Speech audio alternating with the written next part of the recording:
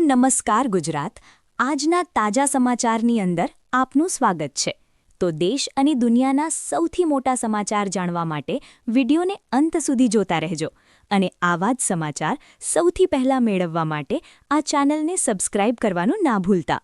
તો મિત્રો, આજના પ્રથમ સમાચાર વિશે વાત કરીએ તો ખેડૂતો માટે 5 લાખ રૂપિયાની ભેટ હવે આ બજેટમાં જાહેર કરવામાં આવશે।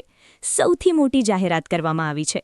મિત્રો, એવા ખેડૂતો કે જે સરકાર પાસેથી મંડળી અથવા પાક ધિરાણ લોન લઈ રહ્યા હશે તેવા ખેડૂતો માટે હવે સૌથી મોટી જાહેરાત છે।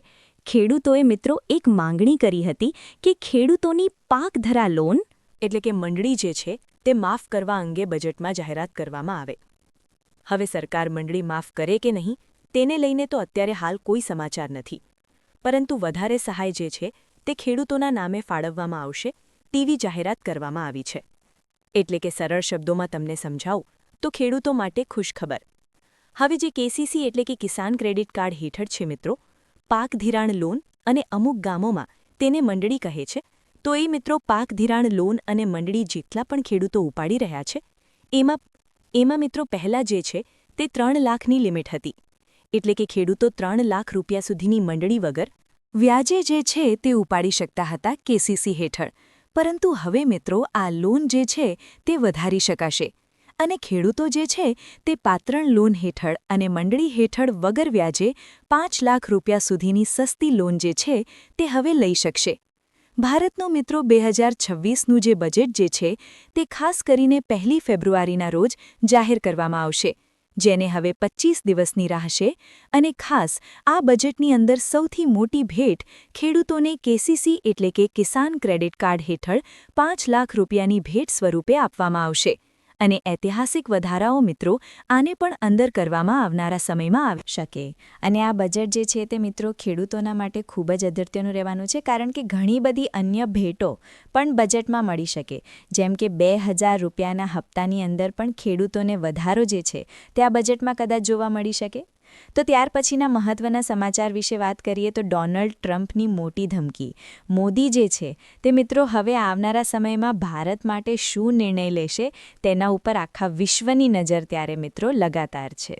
પરંતુ અન્ય પક્ષ તરફથી એવું પણ ગણાવવામાં આવી રહ્યું છે કે શા માટે મોદી જવાબ આપી રહ્યા નથી, કારણ કે ટ્રમ્પ અને અમેરિકા છે લગાતાર ભારત ઉપર દબાણ બનાવી રહ્યા છે। ત્યારે કોંગ્રેસે પણ આજે વહેલી સવારે ખડગેએ મિત્રો જે છે તેવું નિવેદન આપ્યું કે મોદી શા માટે ચૂપ બેસી રહ્યા છે। તેની અંદર મિત્રો શું મામલો છે તમને જણાવીએ તો ડોનાલ્ડ ટ્રમ્પ અને અમેરિકા તરફથી નિવેદન આપવામાં આવ્યું હતું કે ભારત જે છે તે અમારો ખૂબ જ સારું મિત્ર છે। મોદી સારા મિત્ર છે, પરંતુ જો મોદી રશિયન ઓઇલ ખરીદવાનું શરૂ રાખશે તો એ ભારત માટે સારું નથી અને ભારત ઉપર જે છે તે ખાસ કરીને જે સેન્ક્શન જે છે, ટેરિફ જે છે તે વધારવામાં આવશે। એનાથી ભારત સામે મિત્રો એક મોટો પડકાર છે, કારણ કે જો ભારતે મિત્રો ટેરિફ અને ઊંચા ટેક્સ દરોથી બચવું હશે અમેરિકા સામે, તો રશિયા પાસેથી તેલ ખરીદવાનું બંધ કરવું પડશે અને જો ભારત રશિયા પાસેથી તેલ ખરીદશે તો ભારતને મિત્રો અમેરિકા દ્વારા ધમકી પણ આપવામાં આવી છે।